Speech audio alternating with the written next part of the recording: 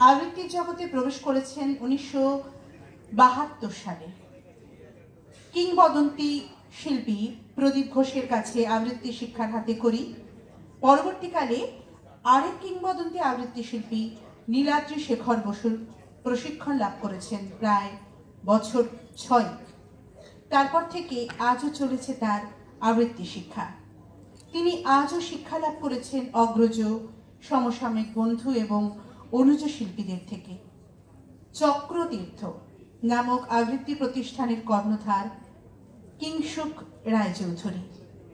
বহু জ্ঞানীগুণী শিল্পীর আশীর্বাদ ধন্য প্রতিষ্ঠানটি প্রযোজনা করেছে বহু অনুষ্ঠানের এবং তিনি ডক্টর দেবাশিস বসাক এবং পাপিয়া বসাকের বন্ধু এবং খুব কাছের মানুষ। এরা বহু জায়গায় বহু অনুষ্ঠান করেছেন একসঙ্গে।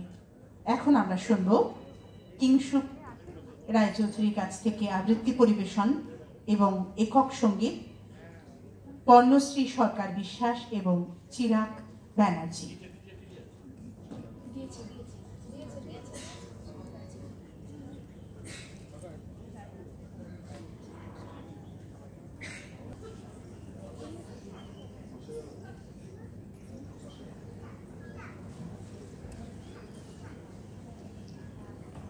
কিংসুক রায়চৌধুরী।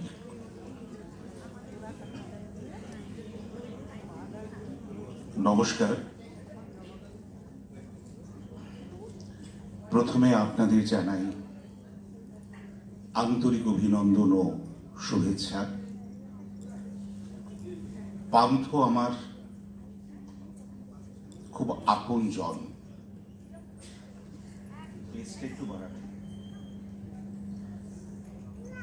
ডাক্তার দেবাশিস বসাক আমার বাল্যবন্ধু এবং ওনার সহধর্মিণী শ্রীমতী পাপিয়া বসাক একজন অত্যন্ত গুণী মানুষ এবং বহুমুখী প্রতিভা সম্পন্ন একজন শিল্পী। আমি ওনাদের গুণমুগ্ধ। আমাকে আজকে এখানে কয়েকটি কবিতা এবং কয়েকটি লেখা পড়তে বলেছে। আমি প্রথমে দুটি ভাগে আমার নিবেদনকে ভাগ করেছি। গীতাঞ্জলি পর্বের খুব ছোট দুটি চেনা লেখা আপনাদের একটু শোনাই।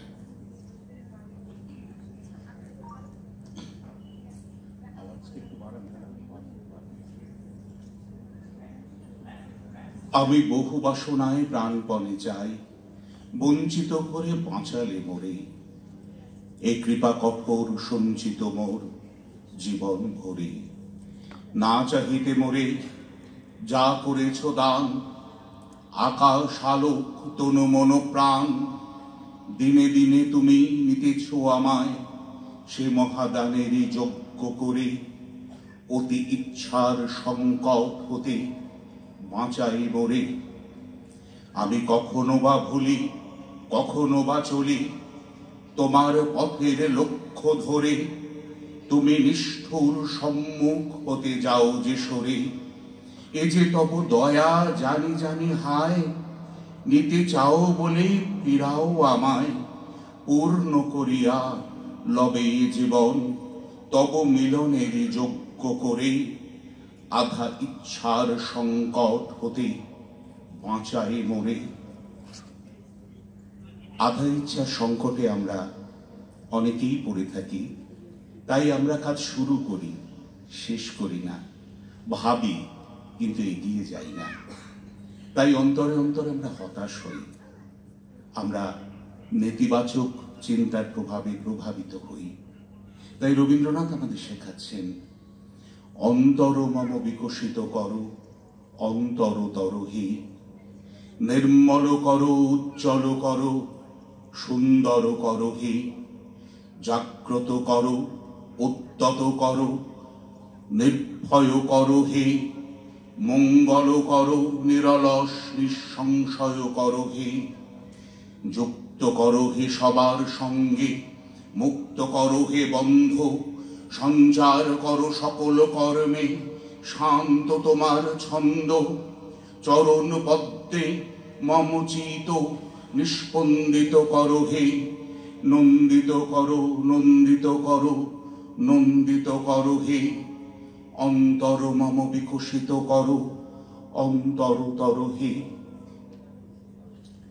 এবার আমার দ্বিতীয় পর্যায়ে নিবেদন, যেখানে আমার সঙ্গে দুই গুণী শিল্পী থাকবেন।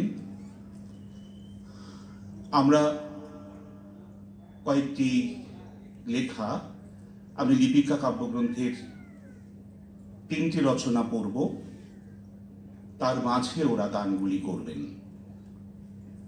প্রথমে বলি, পান্থ অনুষ্ঠান শুরুতে সঞ্চারিকা বলেছিলেন পান্থ হচ্ছে পথিক। সেই পথ চলার ইতিহাসকে মনে রেখে এই নামটি নির্বাচন করা হয়েছিল। রবীন্দ্রনাথ বলছেন আমরা সবাই পথিক। তিনি আর কি বলছেন শুনি। পায়ে চলার পথ, এই তো পায়ে চলার পথ, এসেছে বনের মধ্যে দিয়ে মাঠে, মাঠের মধ্যে দিয়ে নদীর ধারে, খেয়াঘাটের পাশে বট গাছ তলায়, তারপরে ওপারের ভাঙা ঘাট থেকে বেঁকে চলে গেছে গ্রামের মধ্যে, তারপরে তিসির ক্ষেতের ধার দিয়ে, আমবাগানের ছায়া দিয়ে, পদ্মদিঘির পাড় দিয়ে, রথতলার পাশ দিয়ে কোন গাঁয়ে গিয়ে পৌঁছেছে জানি নেই। এই পথে কত মানুষ, কেউ বা আমার পাশ দিয়ে চলে গেছে, কেউ বা সঙ্গ নিয়েছে, কাউকে বা দূর থেকে দেখা গেল, কারো বা ঘুমটা আছে, কারো বা নেই, কেউ বা জল ভরতে চলেছে, কেউ বা জল নিয়ে ফিরে এলো। এখন দিন গিয়েছে, অন্ধকার হয়ে আসে। একদিন এই পথকে মনে হয়েছিল আমারই পথ, একান্তই আমার। এখন দেখছি কেবল একটি বার মাত্র এই পথ দিয়ে চলবার হুকুম নিয়ে এসেছি, আর নয়।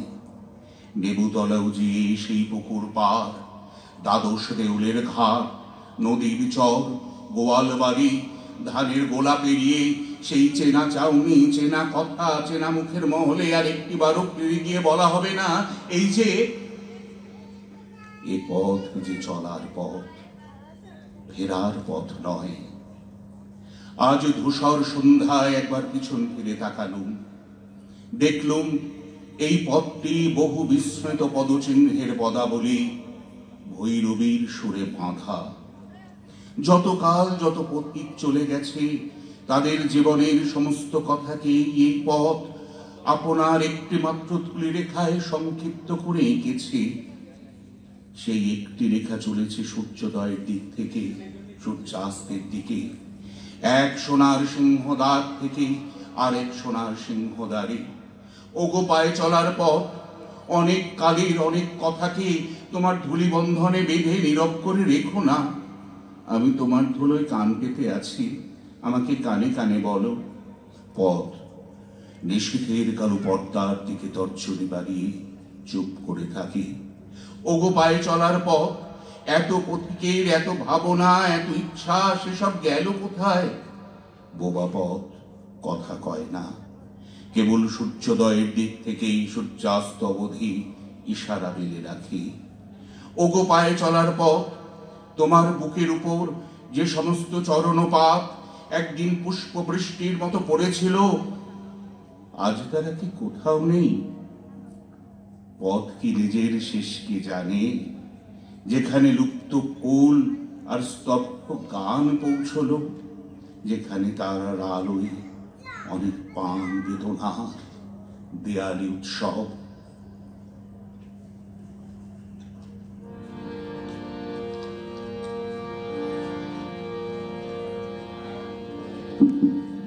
হ্যালো। আজি শ্রাবণ